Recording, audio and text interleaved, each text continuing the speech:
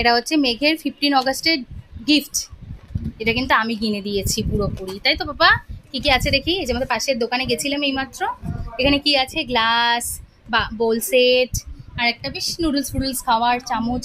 মানে আমার এইসব মেঘের জন্য কিনতে বড্ড ইচ্ছা করে। ও বাবারে ফোন সরিয়ে দিচ্ছে। আয় বাবা, তোমার পছন্দ হয়েছে?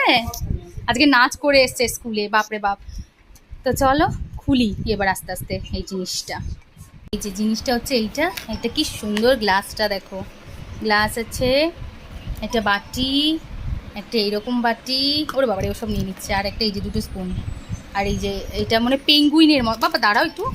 এটা হচ্ছে পেঙ্গুইনের মতন, কি সুন্দর, খুব সুন্দর হয়েছে।